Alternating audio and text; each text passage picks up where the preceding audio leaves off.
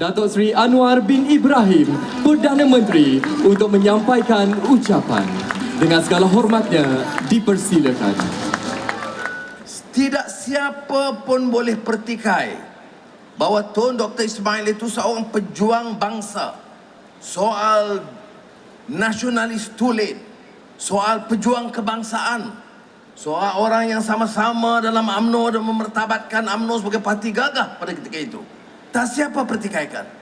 Tetapi mesej dia tidak pernah lari bahawa untuk selamatkan Persekutuan Tanah Melayu ketika itu. Dan kemudian Malaysia mesti bangkit satu generasi dengan kesedaran, angkat martabat bangsa Melayu, jaga perpaduan, kukuhkan hubungan kaum antara kaum Cina, India pada ketika itu sebelum Sabah dan Sarawak. Saya masih ingat ucapan dia dalam persidangan PKPIM, pelajar Islam. Dia tak dah lari daripada secara tuntas dan konsisten menekankan keperluan negara ini diselamatkan dengan satu sikap yang terbuka untuk menerima semua warga negara dalam satu semangat kekeluargaan tulen. Ini yang harus kita pelajari. Mengenang jasa tokoh silam bukan membicarakan debu-debu, bukan untuk nostalgia, tapi menghidupkan idealism, message, suara keramat mereka bagaimana mau meletakkan asas dan menyelamatkan negara bangsa. Dan bagi saya, di antara hal yang sangat relevan dalam bicaraan kita di bulan kebangsaan sebelum menyambut Hari Kemerdekaan Malaysia 31 Ogos dan Hari Malaysia kita bersama Sabah dan Sarawak 16 September ialah menghidupkan suara keramat, idealisme, prinsip yang tegas yang dibawa oleh pemimpin-pemimpin ulung kita, termasuk semangat perpaduan hidup cara damai sebagai satu keluarga besar negara Malaysia tercinta. Saudara-saudara, ada sosok lain yang harus kita faham tentang Tun Dr. Ismail. Dalam dunia politik tidak banyak yang boleh menjelmakan satu sosok yang tegas. Selepas 69, ada peristiwa sebelum itu. Ada yang mengatakan Tun Dr. Ismail mengaju kan dia berundur. Dia mau kukuhkan UMNO, tapi dia ada beberapa dasar yang mungkin kurang disenanginya. Maka dia kata biarlah dia cuti rehat. Tetapi biar tercetusnya peristiwa berdarah 13 Mei 1969, bila marhum Tunku Abdul Rahman dan Tun Abdul Razak mengajak beliau bersama, terutama Tun Abdul Razak, bersama dalam Majlis Gerakan Negara Mageran, memerlukan seorang sosok yang tegas, punya integriti, tidak korup dan digeruni oleh masyarakat. Itu dia tokoh yang menyelamatkan negara dari pergaduhan yang berlaku selepas 69 Mei. Itu sosok. Pada masa itu, kita syukur alhamdulillah negara kita ini telah melahirkan pejuang-pejuang besar.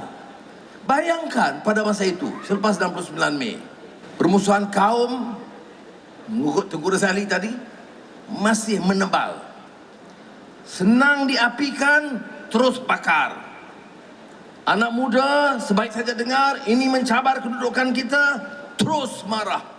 Melonjak semangat mereka, tidak menyemak fakta. Apatah lagi dalam dunia media sosial sekarang ini. 2 minit menyebabkan kita menghukum. Hukum orang, fitnah orang, cerca orang dengan berita 2 minit yang tidak disemak dan usul periksa. Ketika itu 69, bila berlakunya peristiwa 13 Mei, muncul sosok ini. Diajak dan dia tidak berfikir panjang. Bukan soal pribadinya, bukan soal keuzurannya, bukan soal sikapnya dan kemarahannya atau tidak puas hati dengan beberapa dasar yang lalu. Tugas dia hanya bagaimana kaedah dan cara menyelamatkan Persekutuan Tanah Melayu negara yang baru merdeka dan berdaulat, dan dengan tegas dan berani. Kenyataan-kenyataan beliau seperti mana yang diungkapkan tadi, tidak samar, tidak kabur. Yang salah, salah. Kamu langgar, tangkap.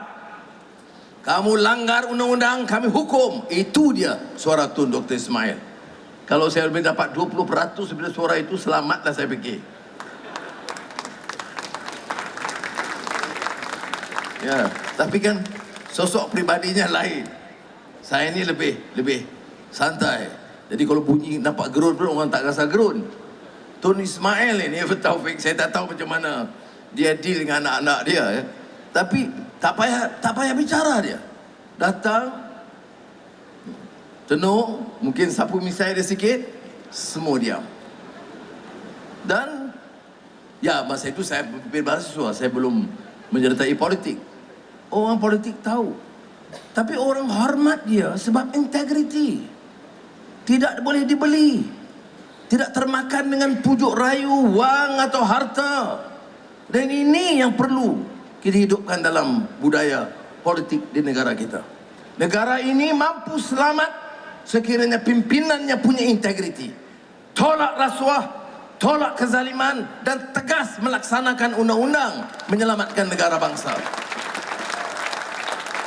Maka kalau saya ditanya, Anwar dalam generasi sekarang, giliran kamu dan kawan-kawan untuk mentadbir.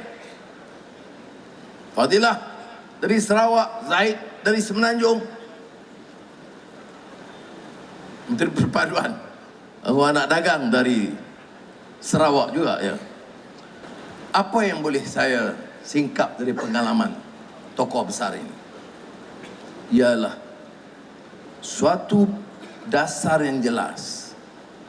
Nak membina negara bangsa, dasarnya jelas, yaitu ia membangunkan negara, memacu pertumbuhan, menyelamatkan negara, memberi harapan kepada setiap warga negara. Majoriti Melayu yang masih rasa terpinggir, atau orang India yang masih miskin, atau orang Cina yang merasakan hak mereka mungkin terabai kerana tidak diberi peluang, atau kelompok di Sabah dan Sarawak yang merasakan mereka patut diberi pengiktirafan sewajarnya mengikut perjanjian Malaysia 1963. Tetapi satu aspek lain yang harus kita pelajari ialah soal integriti dalam politik. Bagaimana mampu kita lahirkan di generasi sekarang ini orang yang tumpuannya itu semata-mata untuk menyelamatkan negara dan bangsa. Bagaimana kita lahirkan generasi termasuk anak-anak muda yang terpahat dengan prinsip yang sama, yaitu sama-sama membangun, menolak kebejatan sosial, rasuah dan penyelewengan serta penyalahgunaan kuasa. Yang kita bicarakan ini generasi awal, Marhum Tun Abdul Razak dan sekarang negarawan ulung Tun Dr. Ismail. Tetapi kita harus menyoal, bagaimana? Apa masalahnya? Puluhan tahun kemudian ada tokoh-tokoh, saya tidak mau nafikan, tetapi sukar mau ditandingi dan saingi tokoh yang punya integriti sedemikian. Bicaranya, suaranya tegas, pribadi dan sosok pribadinya menentang rasuah dan tata kelola yang baik, dan kerana itu digeruni oleh rakyat. Mari kita berdoa kata Allah SWT, mudah-mudahan semangat itu terpancar dan dihadam oleh anak-anak muda terutamanya, bahawa kita punya tugas dan tanggungjawab menyelamatkan negara dan menjadikan sambutan Hari Kebangsaan Merdeka Malaysia, Merdeka Tanah Melayu 1997 dengan menggali khazanah dan menjadikan cita-cita murni pahlawan bangsa dan negarawan ulung, utamanya marhum Tun Dr. Ismail sebagai pedoman kita. Saya ucap sekali lagi terima kasih saudara atas kesediaan untuk bersama, dan saya memilih untuk meninggalkan